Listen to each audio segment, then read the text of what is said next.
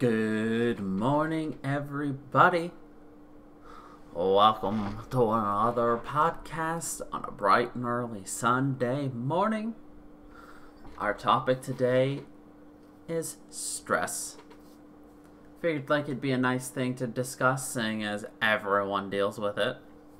Everyone fails to deal with it. And it's something I'm very familiar with in my own life. So, before we jump into the topic, let's throw in the plugging. So, stream basically every day at twitch.tv/DJ_funky_fresh. I've got a YouTube channel that's really coming along, what with new content and everything coming real soon at youtube.com/DJFunkyFreshGaming. And of course, all the podcasts go up on SoundCloud and Spotify. Just search for Funky Bunch at Sunday Brunch or DJ Funky Fresh. But mostly look for the Funky Bunch at Sunday Brunch. But anyway, stress. Now feel free if you want to speak up, say anything if you've got anything, of course. But stress. Stress can be defined as the degree to which you feel overwhelmed or unable to cope as a result of pressures that are unmanageable. Now, that's a lot in everybody's life. You know, you've got the stress of anything. Heck, I have a stress every week of trying to come up with this podcast topic. I've actually been floating this idea around for quite a while, so it wasn't that big of a surprise for me that I came up with it, but I'm not very good at planning super far ahead. Like, I've got ideas on ideas on ideas, and the problem is I just don't act on those ideas until we get right up to it, because I'm like, well, do we actually want to do it, or do we want to just do something else? I don't know. But what is stress? At the most basic level, stress is our body's response to pressures from a situation or life event. What contributes to stress can vary hugely from person to person. It differs according to our social and economic circumstances, the environment we live in, and our genetic makeup. Basically, the way you live determines your stress, as well as just how you were born. If you were born predisposed towards stress, and unfortunately for you, you're gonna be stressed. There's not much you can do about that one, but some common features of things that can make us feel stress include experiencing something new or unexpected, something that threatens your feeling of self, or feeling you have little control over a situation. So basically, stress comes from anything new, or something old, something that makes you think differently or act differently, or something that makes you just feel like you have no handle on yourself, the situation, or what you're thinking, or what you want to do, or any of that. Basically, stress just sucks, and stress is everywhere, and you've got to learn to deal with it. We all deal with stress at some point in our lives. Maybe it's your job, a family illness, or money troubles. These are all common triggers. According to a recent study, about half of all Americans say they are dealing with moderate stress. However, not all stress is bad. It can make you more aware of things around you and keep you more focused. In some cases, stress can give you strength and help you get more done. When we encounter stress, our body is stimulated to produce stress hormones that trigger a flight or fight response and activate our immune system. This response helps us to respond quickly to dangerous situations. However, in some situations, that fight or flight just serves to get you to be hyper aware of everything and just kind of have a mini panic attack, because you're just like, well, what do? The blood's pumping. The brain's moving. I gotta do something. I gotta get out of here. The fight or flight isn't as necessary anymore for us as humans, at least in a day-to-day life. But there are situations in which it would be useful. A dog's charging at you. Yes. And there are some people who do not know how to fight or flight. They just freeze because of indecision and fear. The freezing is more fear than not fight or flight. You have your fight or flight. It's just you're frozen because you're terrified. Or, no, yeah, it's fear, really, mostly. That would stop you from being able to actually do something about your stressors. And that's something you have to yourself learn to overcome. Like, if you're about to crash your car, you don't want to, freeze or anything. You want to be able to, turn the wheel. If there's a deer in the road, you want to be able to avoid it instead of just panic. But that's not something that's easy to do. It's easy to say, but not as easy to do. And that's why it's just something you need to be aware of what you do. Like Panda, you're aware that you freeze. So, as long as you're aware of the fact that you're more likely to freeze than do something, you're able to at least manage and potentially overcome it. Potentially. Sometimes this stress response can be appropriate or even have a beneficial reaction. The resulting feeling of pressure can help us push through situations that can be nerve-wracking or intense, like running a marathon or giving a speech to a large crowd. We can quickly return to a resting state without any negative effects on our health if what is stressing us is short-lived, and many people are able to deal with a certain level of stress without any lasting effects. However, there can be times when stress becomes excessive and too much to deal with. If our stress response is activated repeatedly or it persists over time, the effects can result in wear and tear on the body and can cause us to feel permanently in a state of fight or flight. Rather than helping us push through, this pressure can make us feel overwhelmed or unable to cope. Feeling this overwhelming stress for a long period of time is often called chronic or long-term stress, and it can have an impact on both physical and mental health.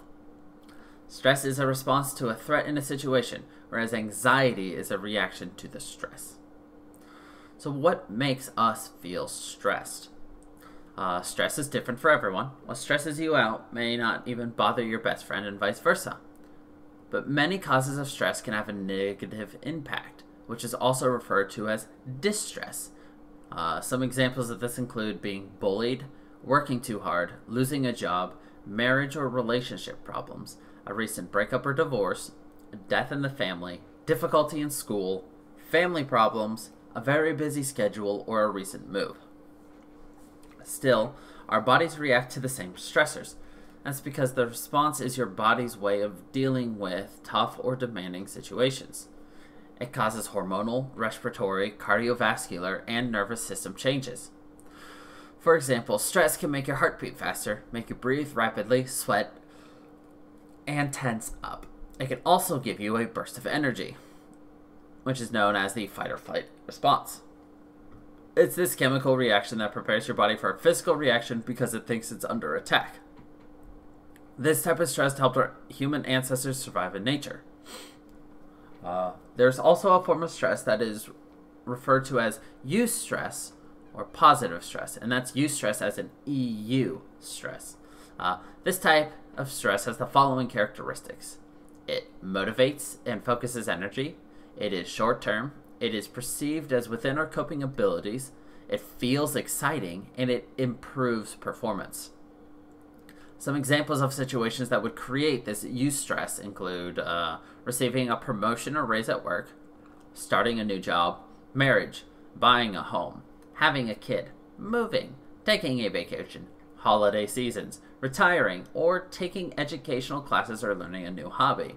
Really, eustress is just that kind of positive endorphin rush almost, where you're just like, oh my god, I just got a raise, or oh my god, I just got that job, You feel that stress, that, that pressure of, oh my god, something's coming, or something's changing, or I just got something, but, it's good, it's motivating, it's one of those things that it'll help push you to do something even. So, stress is good, stress is bad, stress is weird.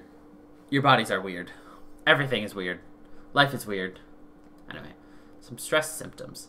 So there's two kinds of stress. There's acute stress, but it is not acute stress. It's just acute stress. This type of stress is short-term and usually the more common form of stress. Life is strange too. Acute stress often develops when people consider the pressures of events that have recently occurred or face upcoming challenges in the near future. For example, a person may feel stressed about a recent argument or an upcoming deadline. However, the stress will reduce or disappear once a person resolves the argument or meets the deadline. Acute stressors are often new and tend to have a clear and immediate solution. Even with the more difficult challenges that people face, there are possible ways to get out of the situation. Acute stress does not cause the same amount of damage as long-term chronic stress.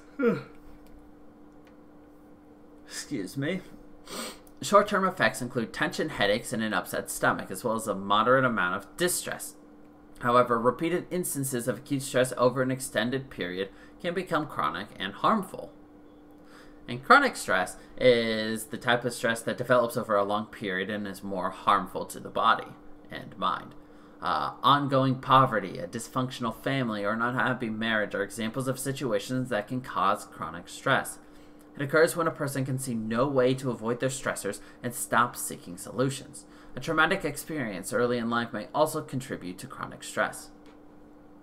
Chronic stress makes it difficult for the body to return to normal levels of stress hormone activity, which can contribute to problems in the following systems: your cardiovascular system, your respiratory system, your immune system, your reproductive system, as well as sleep. A constant state of stress can also increase a person's risks of type 2 diabetes, high blood pressure, and heart disease. Depression, anxiety, and other mental disorders such as PTSD, post-traumatic stress disorder, can develop when stress becomes chronic. Chronic stress can continue unnoticed as people can become used to feeling agitated and hopeless. It can become part of an individual's personality, making them constantly prone to the effects of stress, regardless of the scenarios that they encounter. People with chronic stress are at risk of having a final breakdown that can lead to suicide, violent actions, a heart attack, or stroke. Some physical effects of chronic stress include a headache, trouble sleeping or sleeping too much, muscle pain or tension, digestive issues, change in sex drive, as well as high blood pressure. And emotional effects of chronic stress include feeling you can't get things done, moodiness, anxiety, restlessness, a lack of motivation, irritability, or sadness or depression. Sometimes you may feel like you have too much stress to handle. If you think you can't manage it, you may want to seek help from a specialist. They can also refer you to a mental health expert and provide you with additional resources and tools. Some signs of a stress overload include panic attacks, worrying all the time, feeling that you're under constant pressure, drinking or doing drugs to deal with your stress, overeating, smoking, depression, or withdrawal from family and friends. So, what are the signs of stress? Well, there are emotional changes. When you are stressed, you may experience many different feelings, including anxiety, fear, anger, sadness, or frustration. These feelings can sometimes feed on each other and produce physical symptoms, sometimes making you feel even worse. Oh, excuse me again. Work-related stress can also have negative impacts on mental health. Work-related stress accounts for an average of 23.9 days of work lost for every person affected. There are behavioral changes. When you are stressed, you may behave differently. For example, you may become withdrawn, indecisive, or inflexible. You may not be able to sleep properly. You may be irritable or tearful. There may be a change in your sexual habits. Some people may resort to smoking, consuming alcohol, taking drugs. Stress can make you feel angrier or more aggressive than normal. Stress may also affect the way we interact with our close family and friends. as well as bodily changes. When stressed, some people start to experience headaches, nausea, and indigestion. They may breathe more quickly and perspire more, have palpitations, or suffer from various aches and pains. You will quickly return to normal without any negative effects if what is stressing you is short-lived, and many people are able to deal with a certain level of stress without any lasting adverse effects. If you experience stress repeatedly over a prolonged period, you may notice your sleep and memory are affected. Your eating habits may change, or you may feel less inclined to exercise. Some research has also linked long-term stress to gastrointestinal conditions like irritable bowel syndrome or stomach ulcers, as well as conditions like cardiovascular disease. And of course, some symptoms and complications of stress, There's the physical effects of stress, which can include sweating, pain in the back or chest, cramps or muscle spasms, fainting, headaches, nervous twitches, or pins and needle sensations. A 2012 study found that stressors that parents experience, such as financial troubles or managing a single-parent household, may also lead to obesity in their children. Some emotional reactions can include anger, burnout, concentration issues, a feeling of insecurity, forgetfulness, irritability, nail biting, restlessness, sadness. It's just, you may think you may have a small stress, but to somebody outside of you, these stressors can be fairly obvious sometimes. I use a lot of these visual clues to, figure out if something is bothering people, Even if you know it, it's very hard for you to, hide symptoms, physical symptoms, mental symptoms, emotion. It's just, all this is stuff that just happens regardless if you want them to or not. Oh, excuse me. As such, it's always good to be aware of exactly, what these symptoms are, so that if, you think somebody's, something's bothering somebody, knowing what symptoms are that contribute to certain things is a good idea, because you can just use those to just try to pinpoint at least what's the issue. And granted, you don't want to just sit there and yell at somebody saying, "You're lying to me, there's something wrong, talk to me," Sometimes it's just as easy as just being there for somebody. And you don't have to say anything sometimes to help someone. But, it's just, it's always a good idea to just always have your eye out on people, especially if you think they're stressed.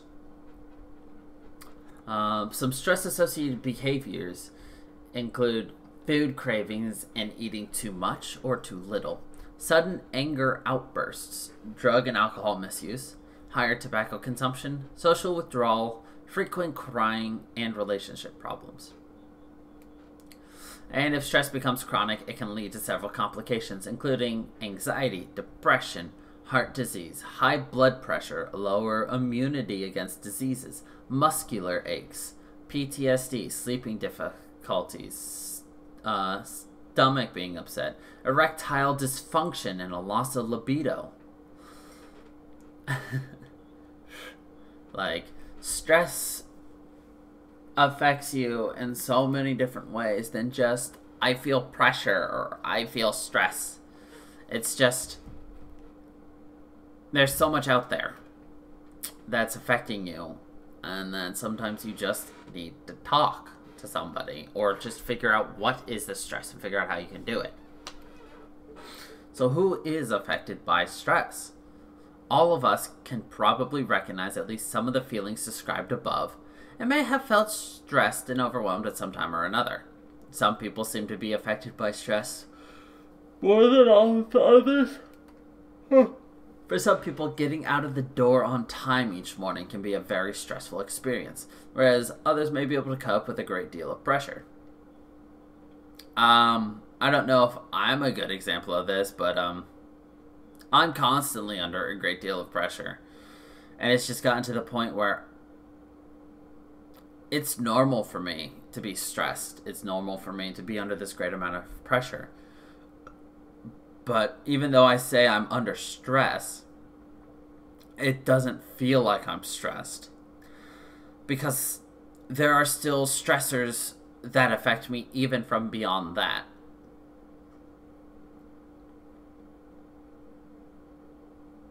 And I'm able to just, handle my great deal of pressure on a day-to-day basis, despite the fact that somebody else who is doing exactly what I'm doing may be like, what the fuck?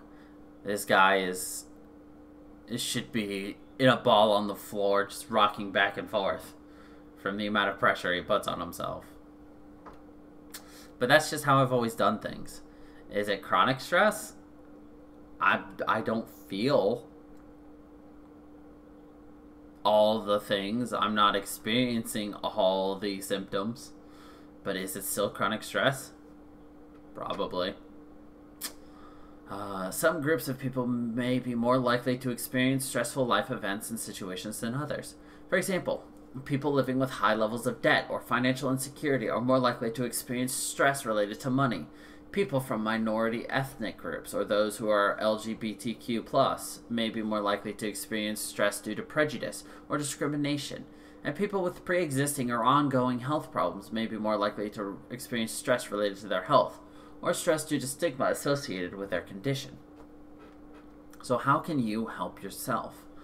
There are some actions that you can take as an individual to manage the immediate and sometimes unpleasant signs of stress and identify, reduce, and remove stressful factors that may cause you to feel overwhelmed and unable to cope.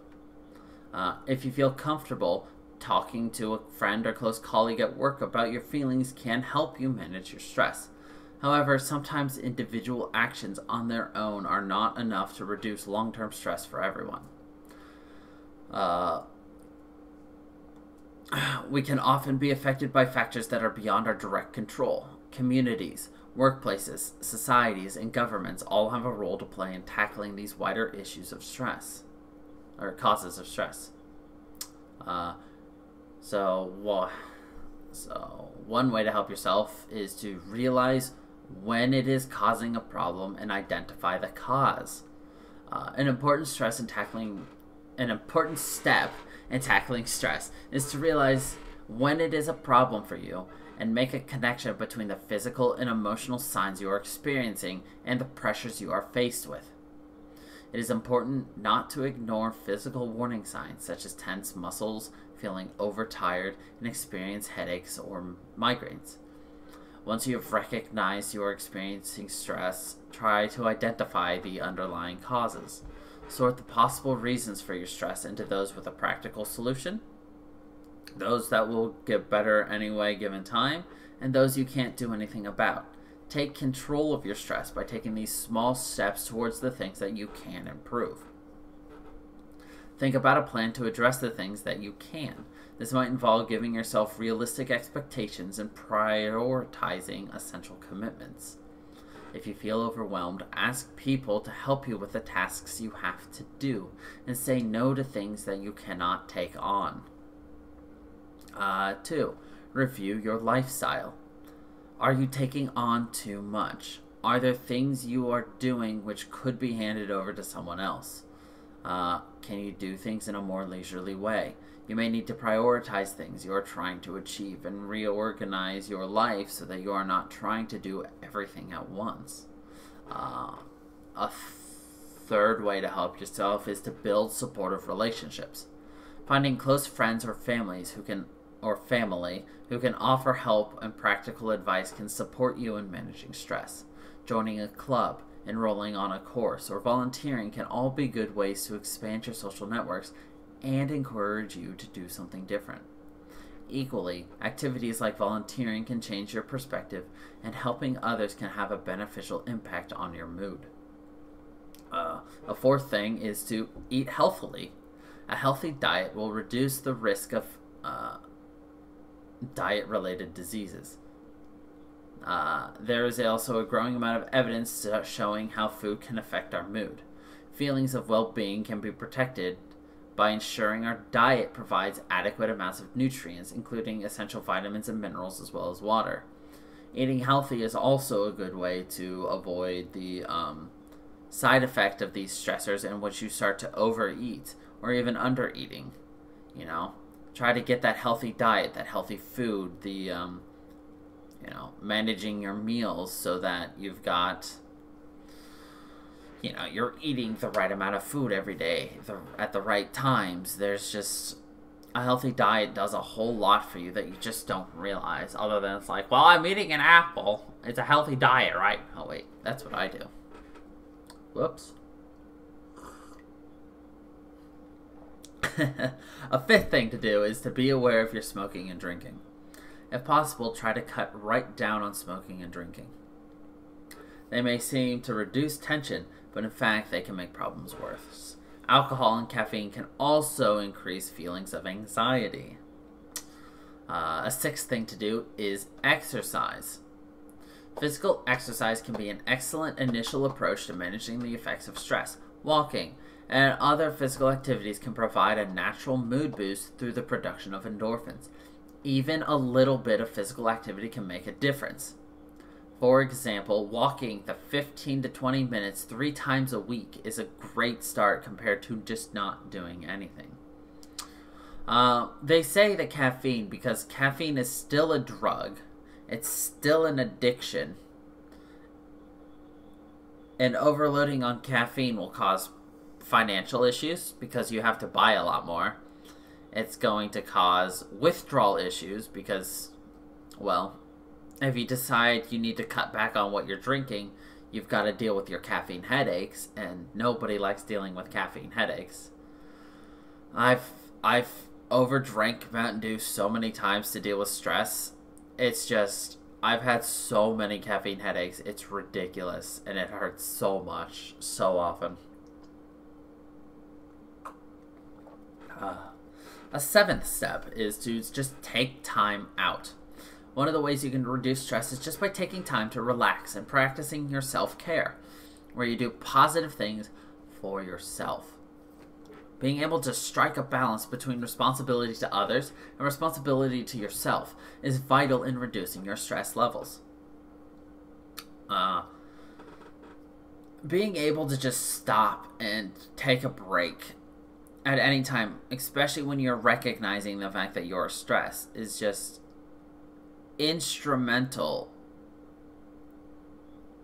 in everything. Just being able to say, stop. I need to put this down and I need to get up. And then do it. You know what? Do that, then get up and go grab yourself a healthy snack. Go take a 15-minute walk, Not only are you getting yourself out of the situation for a little bit, but you're also practicing some good stress management by eating healthy or walking. Giving yourself that endorphin rush. Giving yourself a break. Heck, maybe that stress is because you couldn't figure something out. You get up, you walk for a little bit, you come back, you see it with new eyes, and suddenly you're just like, oh my god, I could do this. Sometimes it's just the small things you need to be able to recognize and do for yourself. If you're at work and you're just buried under everything, stop, get up, and just walk. At my job, they specifically told us, they're like, there will be times where you will feel buried, where you will feel trapped, when you feel like you have to be here, you have to get everything done, you have to keep going. My boss told me, if you feel that, stop, get up, and go take a walk. Because if you try to work under that kind of pressure, you're not only going to have a worse work product, but you're going to do it in a slower fashion, and it's going to bleed over into either other people or into your other work you're doing once you finish that. So it's just a net loss. Like, you could lose an hour over the entire day if you get under that stress in the morning and you just try to just push through it. Instead, if you stop, get up and walk for 5-10 minutes even, and sit back down, you'll have reduced that stress and probably saved yourself an hour of frustration and just redoing work because you're just sitting there and just trying to push through it because you have to. It's just, I know I'm very lucky as well that not a lot of places would actually allow for their people to just get up and just walk away at any time. But you have to be able to recognize these situations and do it. Because sometimes it's just the only thing you can do. Anyway, the 8th thing to do for yourself is to be mindful. This kind of takes exactly what I was saying. Mindfulness meditation can be practiced anywhere at any time. Research has suggested it can help for managing or reducing the effects of stress, anxiety, and other related problems in some people. Our Be Mindful... whatever. There's a Be Mindful website featuring a specifically developed online course in mindfulness and details of local courses in your area. But basically, just that mindfulness is just being able to just look inwards, you know? Be able to identify that you're under this stress. Maybe you won't be able to identify what you're stressing over sometimes, but being able to recognize the fact that you have this stress in you right now and that you need to do something about it just to help yourself. And then you can take those steps we were just talking about, you know. Go grab a healthy snack. Go grab an apple. Go grab a carrot, you know. Go make yourself a healthy dinner. Or just get up. Go take a walk. Just being able to manage your stress is the first key, is just to be able to recognize it. Be mindful of yourself. Be mindful of who you are. Be mindful of just everything about you.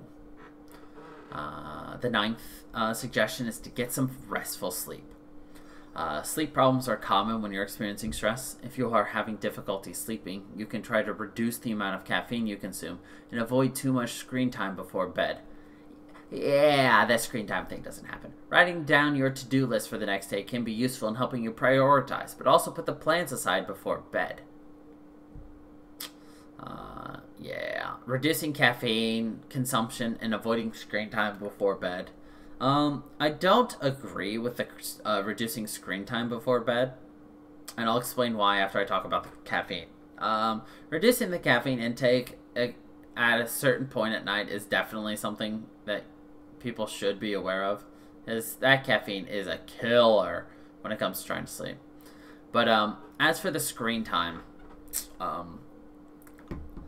since my world is essentially my computers, my phone, and all of my electronic devices, I actually see the world in an orange tint now. Because really the reason they say to avoid a huge amount of screen time consumption is because of that blue light. The blue light that you're getting out of your devices is what keeps you awake. It keeps you focused. It keeps you active. It's probably why I'm so sleepy as I'm staring at my computers right now. It's because I don't have blue light on my computer. It just kind of stimulates your mind and keeps you kind of focused and active on what's in front of you. But I have blue light filters on basically every device I own, as well as a blue light filter on my glasses. I have a special tint on all of my glasses just because I know I consume so much computer. I consume so much. Well, it wasn't actually like $75, I think. $60 to $75 just to get this blue light tint. But the world is legitimately orange to me. Oranger, but it's normal. But, like, that's a huge thing. Like, back in law school, my first 2 years of law school, I had so much trouble sleeping because I'm stressed. Because I'm I was either on because I was streaming, trying to, forget the stress of law school, or I was just trying to do work. Like,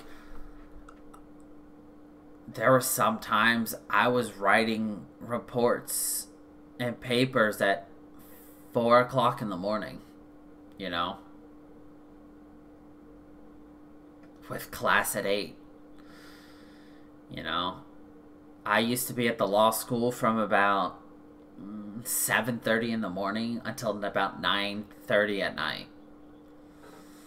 Granted, that was because I didn't want to just, drive home for like an hour and then drive back to school for a class and then drive back home for a couple hours and drive back. I just stay there, So it was not like, I could go home and nap. Granted, I knew people who brought pillows and blankets to the law school and just slept, but that's a different thing. But yeah, just being aware of what causes sleep issues on top of your stress can help you manage your sleep problems to the point that you might be able to get better sleep. I'm not saying that this blue light filter will solve all screen-related issues when it comes to, getting better sleep. But it helped me immensely with getting better sleep. And you all know I have trouble sleeping still. And if I'm saying the way I'm sleeping is significantly better than before, that means something. And the 10th step they said for yourself is don't be hard on yourself. Try to keep things in perspective and don't be too hard on yourself. Look for things in your life that are positive and write down things that make you feel grateful. So a good thing really about all this is also to journal things, Write down the negative, write down the positive, Self-identify everything. And really just being able to identify the positives is also huge because, well, when you're dealing with stress, you never associate the eustress with negativity. You don't think about eustress as stress. You're just like, it's excitement with a little bit of pressure. And of course there's the eustress that's associated with distress as well, like moving, You've got that eustress of, all right, we're moving. And then you've got that distress of, oh my God, we're moving. I've got 40,000 things on top of me right now. You don't think about the positives when you're under that kind of negative stress. So at that point, your best situation, that journaling is definitely good for somebody who has trouble really identifying your positives. Being able to sit and reflect,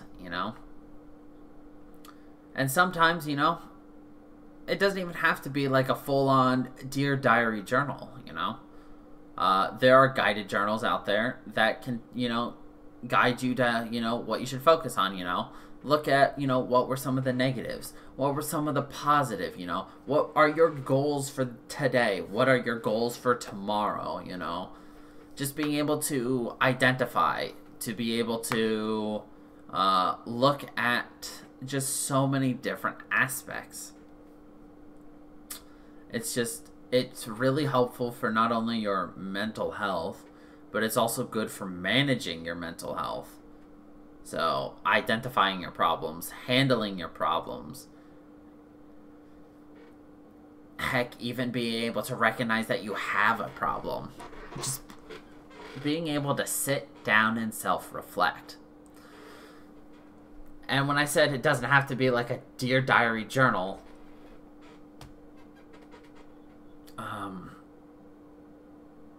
really, to me, I wouldn't journal personally, but that's just because I don't like getting things out and written down. But I also know that I can sit down and look at myself and say, these are the stressors I'm currently dealing with, you know. These are the... exactly, Panda. Different things help different people. I am aware of all this. I was always aware of all this stuff with stress. And I've always been able to do a lot of this stuff for myself anyway. So that's why it's just, I don't see myself doing the superfluous things, because to me, I just do the same thing I already do for myself in my head. So that's really the way I handle all this stuff.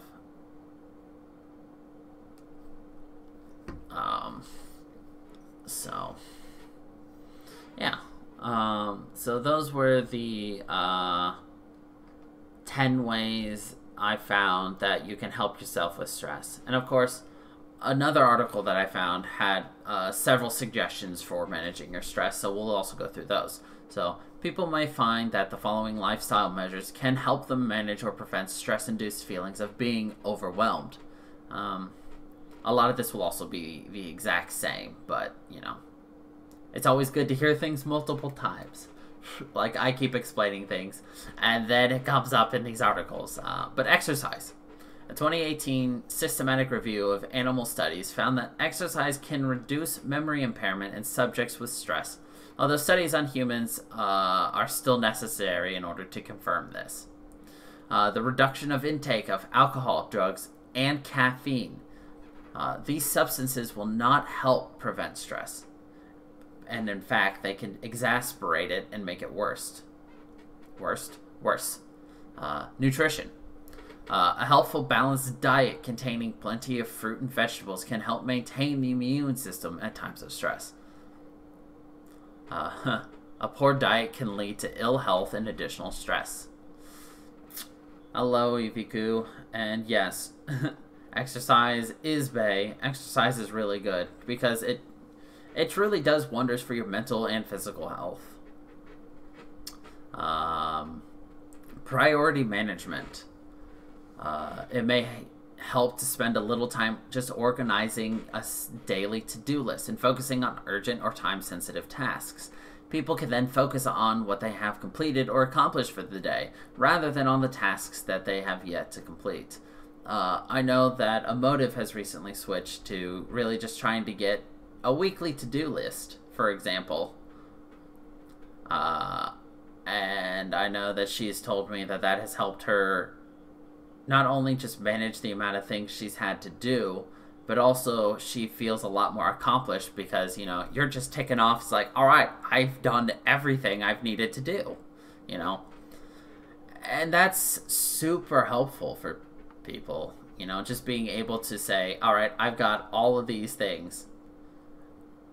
And when you just, when all you have is just a list of things in your head of, I've got to do all this today, and you just start plugging through it, and you get to the end of the day and you're just like, I still need to do all of this. You ignore the fact that you did everything else because you can't see it.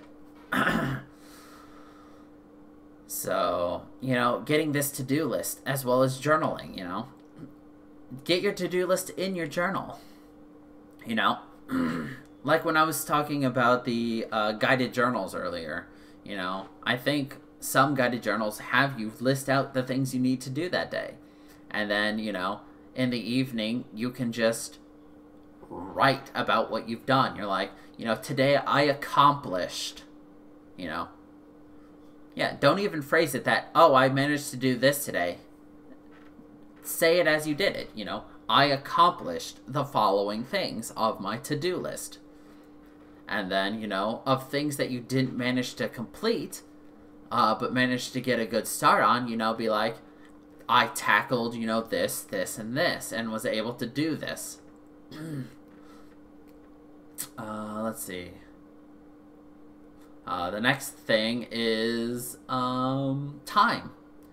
People should set some time aside to organize schedules, relax, and pursue their own interests. That's another good one I've talked about as well earlier, be able to, manage that stress. Recognize the fact that you're working hard, I manage my stress by giving myself a walk, I have a minimum of a 30-minute walk I do halfway through my workday. However, if it's a really stressful day and I'm doing a lot of work, I might instead do a 10-minute walk here, a 10-minute walk there, just to get away, get time to myself and reflect, There's also, break up your work day, if you're not working on something super important and you don't have a typical, 9-to-5 job. For example, right now with me working from home, I have a very, very flexible 8-hour workday. So unless I have meetings, I have to be there, or if I have something super time sensitive, I could work 4 hours, 8 to 2, take 4 hours off, and then work 6 to 10, If I can recognize the fact that I need time away on a day, just let my boss know, hey, having some troubles today. I'm gonna, work 4 hours now, take a couple hours break, and work 4 hours again later. That's just something that, if you can manage it, you can do. Just get that time. Even just taking an hour break, too. It doesn't even have to be an hour. Like I said, I can take those 10 minutes, and that helps. When I was in the office, it was much easier to do because I felt less guilty about it because I'm still in the office. But I just get up and just walk. Oh, absolutely. Like I said, I'm very lucky, especially when I was working on base. They told you, if you're, starting to feel overwhelmed or anything, or if you're getting that restless feeling, get up and go walk. Granted, it was a risk in and of itself to walk because we had a tunnel walking path and it was filled with asbestos. So, you gotta walk and hope that, you can breathe as best as you can without breathing in the asbestos. I like making that joke every time. Anyway, some other suggestions for managing your stress is breathing and relaxation. Meditation, massage, and yoga can help. Breathing and relaxation techniques can slow down the heart rate and promote relaxation. Deep breathing is also a central part of mindfulness meditation. So, a lot of this breathing and relaxation, meditation, massage, yoga is just not for everybody, obviously. Like yoga, I cannot do yoga. Why? Because I'm as flexible as a goddamn board of wood. But I can meditate. I can just take some deep breaths. I can just, focus in and just really, try to manage internally my outward stressors. And that's something I've definitely been taking more of a look at in the last 2 years because I never did it before. And it has definitely helped me a lot in just being able to handle everything. Because when you're stressed, you'll panic. When you panic, you'll stress. And when you stress, you'll panic some more. And then you've got anxiety. Let's see.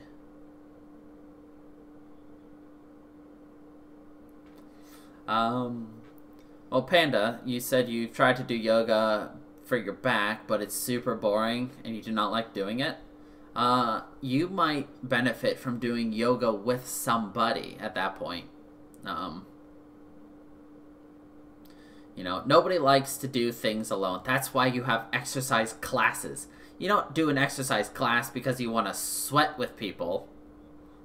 You do exercise class because you've got other people who recognize the fact that they need a motivator. Trying to do yoga with me doesn't count, Panda. I will never do yoga. Anyway. Another suggestion is talking. Sharing feelings and concerns with family, friends, or work colleagues may help a person let off steam, so to speak, or reduce feelings of isolation. Other people may also be able to suggest unexpected workable solutions to your stressor. Now, obviously, as Iviku said earlier, they journal because they don't like talking to people. And honestly, journaling is like talking. You're sharing your feelings and concerns, but instead of with people, you're getting it out onto paper. Now, while it may not have all the same benefits, such as reducing isolationism or getting unexpected workable solutions suggested to you, it allows you to let off steam. It allows you to sometimes view your problems from a third-person view as well, you know. You write it down.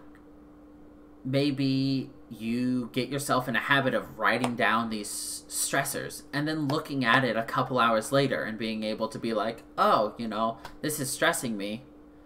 What about if I try this? You know, maybe you could provide yourself some of this feedback.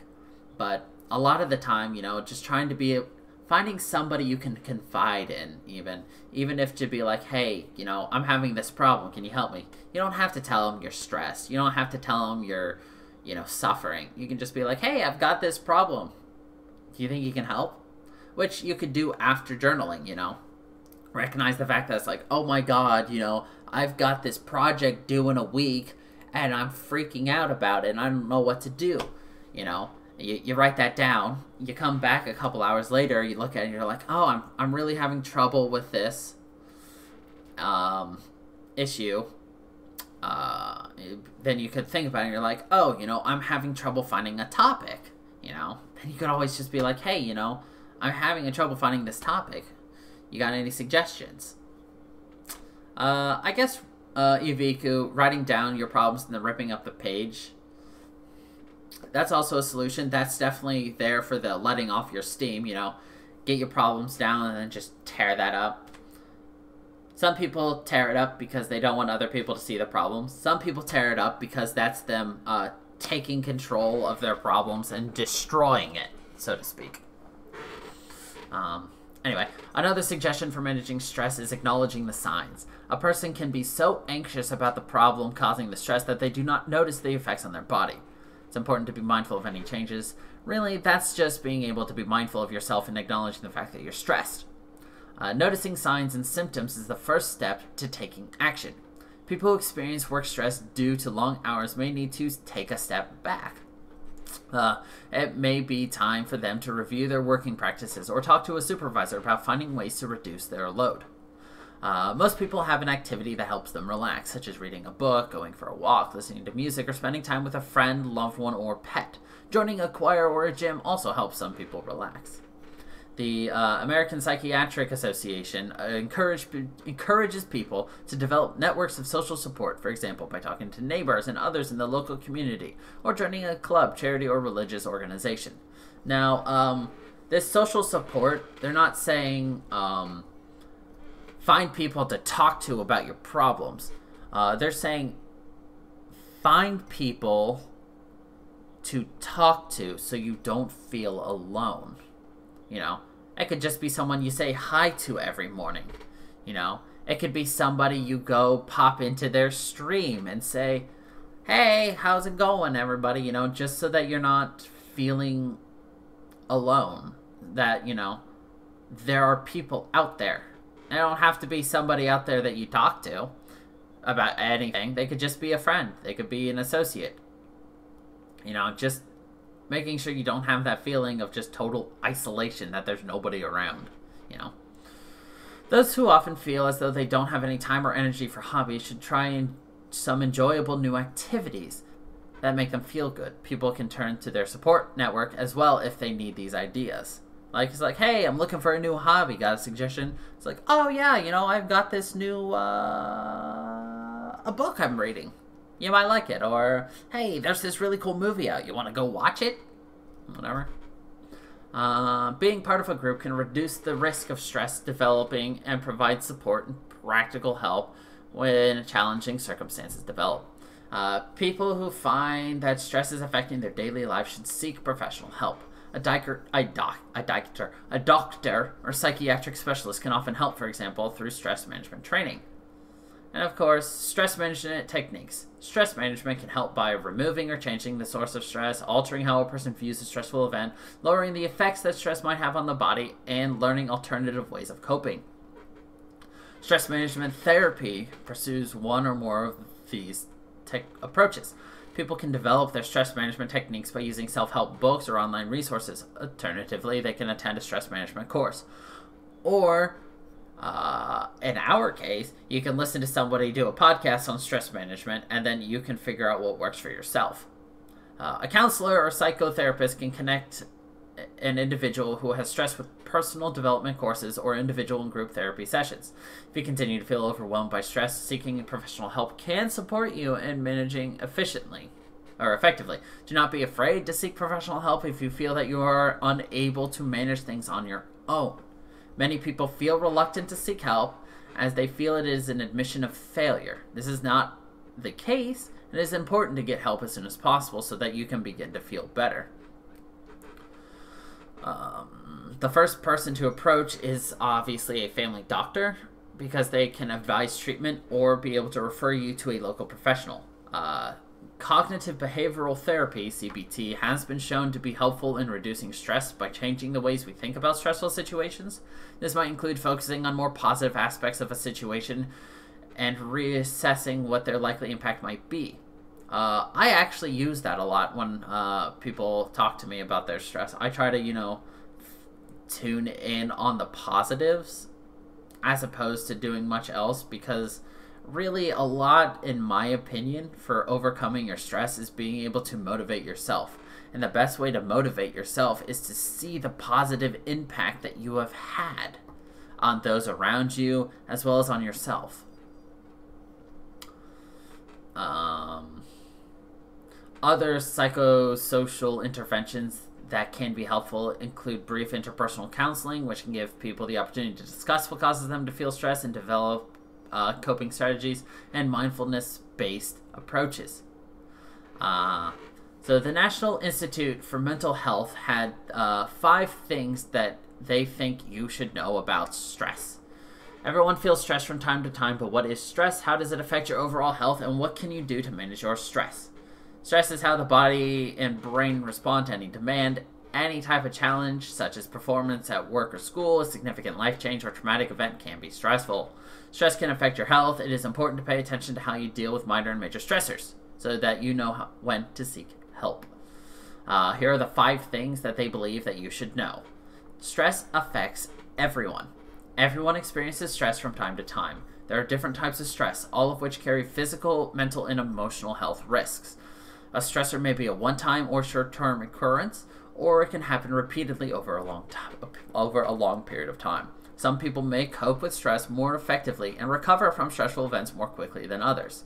Examples of stress obviously include routine stress, which is related to pressures of school, work, family, and other daily responsibilities, stress brought on by a sudden negative change such as losing a job, divorce, or illness, or traumatic stress experienced during an event such as a major accident, war, assault, or natural disaster, where people may be in danger of being seriously hurt or killed. People who experience traumatic stress may have very distressing, temporary, emotional, and physical symptoms, but most recover naturally soon after. 2. Not all stress is bad. In a dangerous situation, stress signals the body to prepare to face a threat or flee to safety. In these situations, your pulse quickens, you breathe faster, your muscles tense, and your brain uses more oxygen and increases activity. All function aimed at survival and in response to stress. In non-life-threatening situations, stress can motivate people, such as when they need to take a test or interview for a new job. 3. Long-term stress can harm your health. Coping with the impact of chronic stress can be challenging. Because the source of long-term stress is more constant than acute stress, the body never receives a clear signal to return to normal functioning. With chronic stress, these same life-saving reactions in the body can disturb the immune, digestive, cardiovascular, sleep, and reproductive systems. Many people may experience mainly digestive symptoms, while others may have headaches, sleeplessness, sadness, anger, or irritability.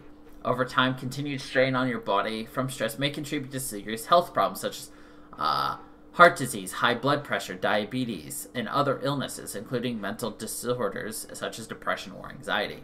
4. There are ways to manage stress. If you take practical steps to manage your stress, you may reduce the risk of negative health effects. And here are some tips to help you cope with stress.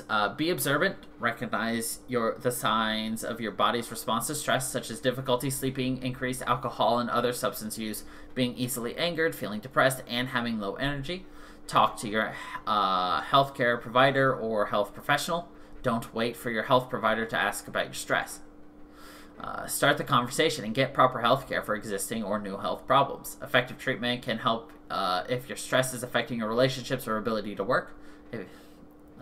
Get regular exercise. Just 30 minutes per day of walking can boost your mood and improve your health. Try a relaxing activity. Explore relaxation or wellness programs, which may incorporate meditation, muscle relaxation, breathing exercises. Schedule regular times for these and other healthy relaxation activities. Set goals and priorities. Decide what must get done now and what can wait. Learn to say no to new tasks if you start to feel like you're taking on too much. Try to be mindful of what you have accomplished at the end of the day, not what you have been unable to do. Stay connected. You are not alone. Keep in touch with people who can provide emotional support and practical help. To reduce stress, ask for help from friends, family, and community, or other religious organizations. And as I've said before, stay connected, but you don't have to be connected to talk about your problems. Just be connected. Don't be alone. Join a community. Like on Twitch, something that's fairly stable that you can easily go to if you're stressed, to be around other people. Sometimes being around people in a good mood can help your mood, which is why I try to be as positive as possible. And then, of course, you can consider a clinical trial, And 5, if you're overwhelmed by stress, just ask for help from a health professional. And especially, you should seek help right away if you have suicidal thoughts, are overwhelmed, feel you cannot cope, or are using drugs or alcohol more frequently as a result of these stressors. Your doctor may be able to provide a recommendation, and resources are available to help you find a mental health provider. I know I went over a whole lot in this last hour, and I know I repeated myself a lot, but that's because a lot of this stuff is very good to know, and kind of just getting that into your head is a very good idea. Because a lot of people try to take on all their problems by themselves. And you shouldn't do that, Take these steps. Exactly. Everybody deals with stress. And because everybody deals with it, you should always know how other people deal with it and how you can deal with it. Just because I listed a suggestion doesn't mean you have to do it. Just because I said you can journal doesn't mean you should journal. If it works for you, do it. If it doesn't work for you, don't do it.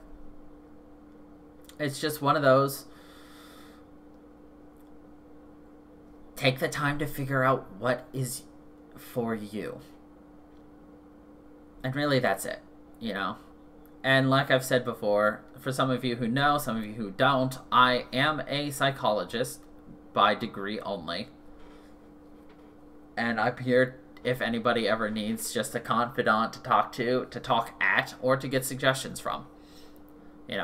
Mental health is an issue, and not enough people are out there providing that mental health help.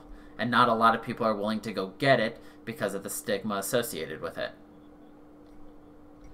But, that's about all I have to say about this. So, this has been our talk on stress.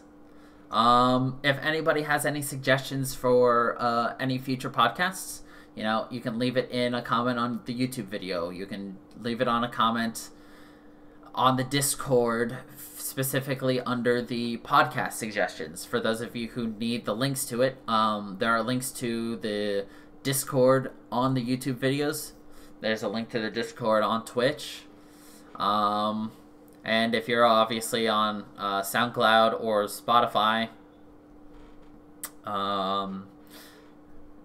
just, look me up on YouTube or Twitch to be able to find those. So, anyway, Thank you, everybody, for watching. Thank you, everybody, for listening and tuning in. That's it for us today. I hope you all enjoyed. And until the next time, everybody, stay funky, people.